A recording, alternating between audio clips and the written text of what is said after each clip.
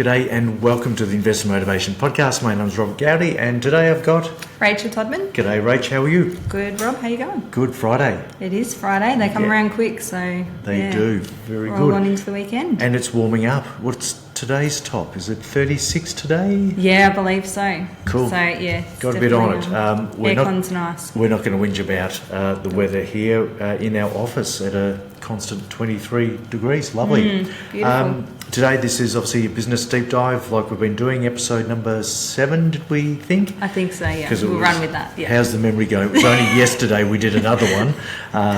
So with our business deep dives, we are selecting a business that we know and like. And this today is HUB24. And we're going to look at 8 areas of importance, what we think is important, such as balance sheet, dividends, the economic moat.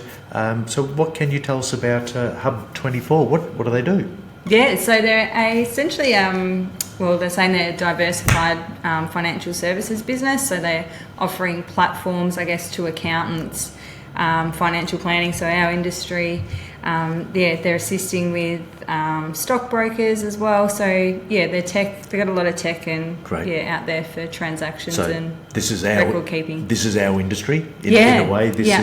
These are products that we can recommend as advisors. So HUB24 have superannuation platforms. Their direct competitors are BT, Panorama, or Netwealth is probably the most direct one.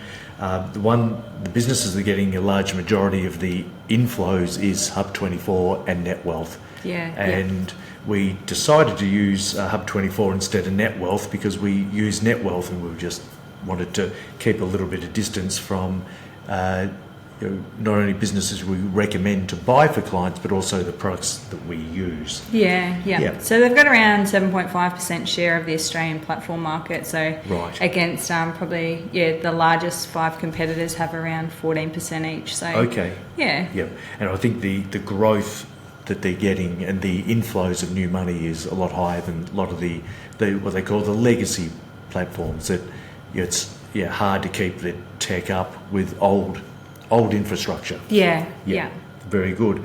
And I noticed that Class is obviously something that they've acquired. That was a separately listed business. They must have bought that. Did you see when they did that at all, Rach? Not Class, but myprosperity. That was one that they acquired around May 2023. Okay. So that's like client portals collecting data for financial advisors and also accountants. So one of the leading providers in that space, client portals. Very good. So largely, what does a client portal do, Rach? So up front, I suppose, getting to know clients, you're entering in initial information. It helps with the initial stuff, but then on an ongoing basis, clients have got see-through as to what they're holding. So a bit of a consolidator of my debt is this, my cash is this, my super is this, and so one-stop spot to go and find your information. Can be definitely fantastic. And Class is something I was introduced to the founders of Class going back a while. Say a while. Won't go into that. And Class is essentially a platform for accountants to do self-managed super fund returns and administration for clients, trustees of self-managed super funds. So that's a business that we haven't used internally here, but I've heard good things about it. So financial services, and it's an area that we like because compulsory superannuation just means that there are we at 12% now? 11.5%. Cool, thanks, Rach. So going up to 12 at some stage. 1st of July 2025. Excellent, next year. So 12% of everyone's taxable income will go into superannuation. So these are the tailwinds sectors that obviously we like it because there's just money that has to go somewhere. And these guys will benefit from it. So that's what they do. It is a decent sized business, $5.9 billion. So that is a big business. Number 2 on our list is the economic moat. What does that look like, Rach? So you can have 3, I guess. You can have none, narrow and wide. So they're actually sitting at none. So moat. No moat. So probably why that's the case, particularly in financial services, that the big global banks, the big fund managers can come in and spend hundreds of $1 million and replicate these sort of platforms. Yeah. So what they do need to get right, and that's something we see with Net Wealth, is they have great relationship building people. That go out. Yeah. So how's the performance been in terms of obviously we look at the share price growth, but also the growth of the actual business, and from what I've read, growth has been quite exceptional, and they're taking on substantial amount of new money. Obviously they're getting a large bulk of the new money that's coming in, but from a share price return over the last 12 months, so the S&P 200 has done 17.77%, but HUB's up 118%. Yeah. So that's the short term. What's it done longer term?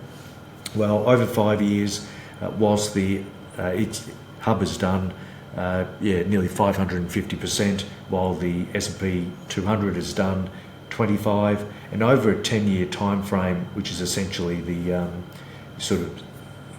similar to the all-time figures, but over a 10-year time frame, it's up 6,300%. The all-time numbers, which is it hasn't been listed that long, is 8,780. And the one calculation that I think is quite interesting, Rach, that I'm happy for you to let everyone know. So if you invested $10,000 in 2014, share price was around 81 cents.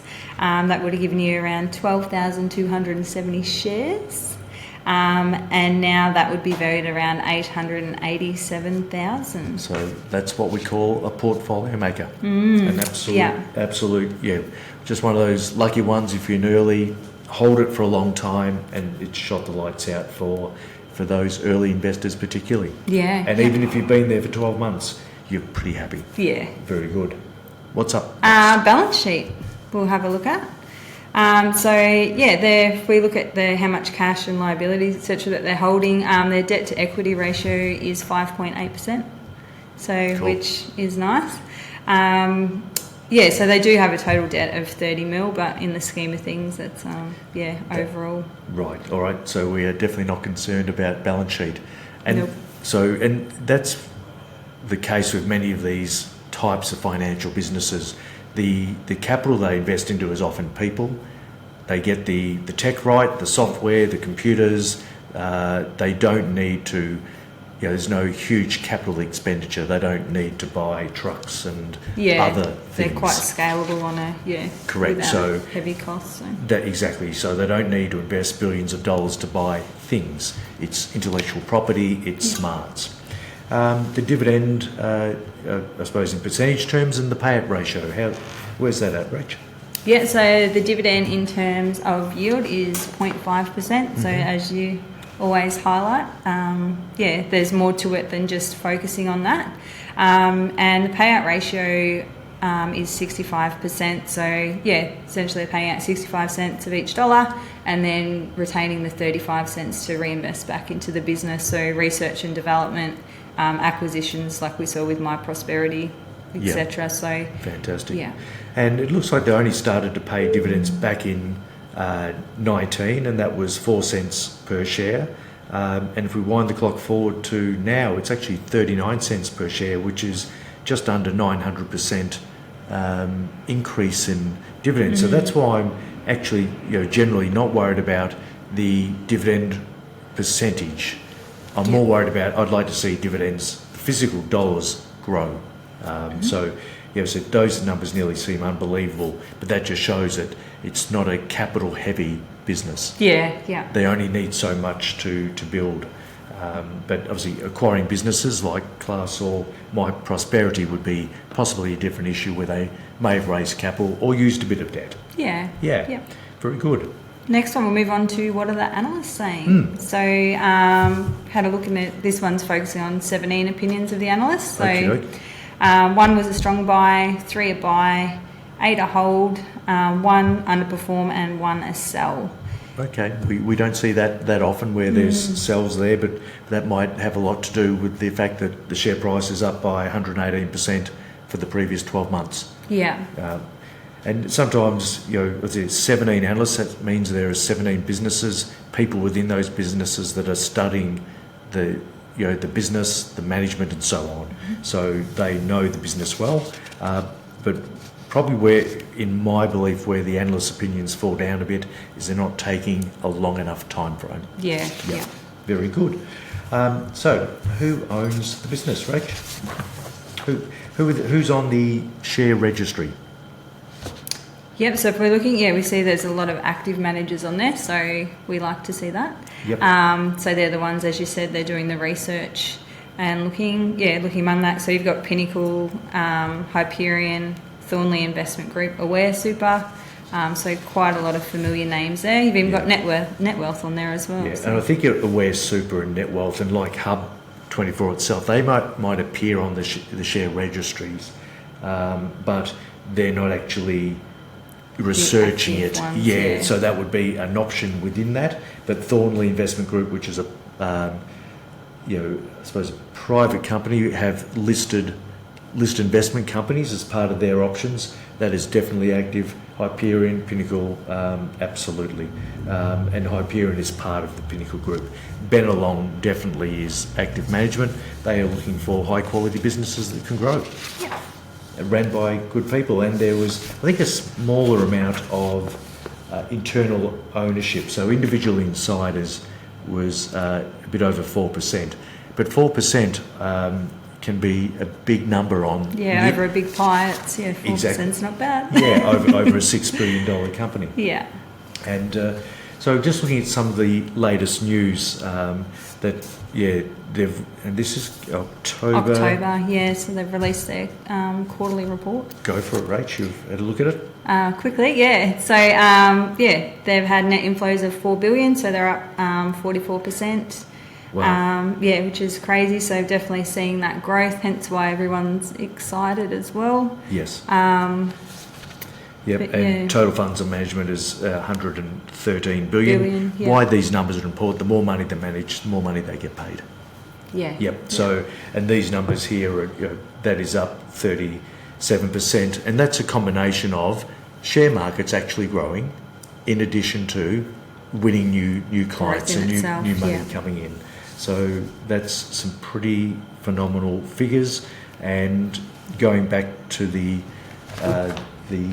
August. That was the August one, which was the financial results for last financial year, and that's where again there was some pretty hefty numbers where net profit after tax was up 24%, and some good numbers there. That's what we want to see. Yep, that's right. So a scalable business that can grow. HUB24 is definitely scalable.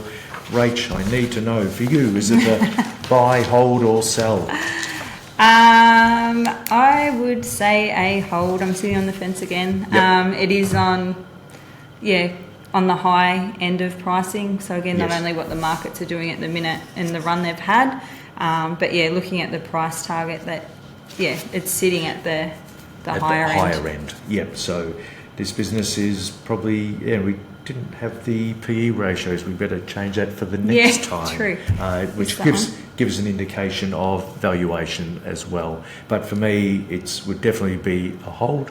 If you've got huge capital gains there and you've done exceedingly well, you were there at the start, trimming, but be cautious of capital gains on any gains you realise. But for me, and general information only. Yeah, absolutely. But for me, it's definitely a hold. And there will be extra buying time, the better buying times ahead. And we're watching Warren Buffett build up his cash reserves of $325 billion. So he is definitely poised and ready to go. To go. Prey on the vulnerable. Yeah, fantastic. Thanks, Rach. Awesome. Where can people find you? Rach Todman on Instagram and TikTok. What about you? So Rob Gowdy, TikTok, Instagram. Check out our YouTube channel, which is the same name as our podcast, Investor Motivation. There is 700 plus videos there. It's been the labour of love. And also check out our website, Consortium Private Wealth. There are free courses, videos around understanding credit cards, superannuation, mortgage stress, stuff that I've worked on over the last 15 years. It's all free. You don't even need to put in your email. It's just there to consume. It's education. Yeah, and learn more about us and, our team as well. So, fantastic. Services we provide. Good. Thanks, Rach. Thanks, Rob. Thanks for everyone joining us. Cheers.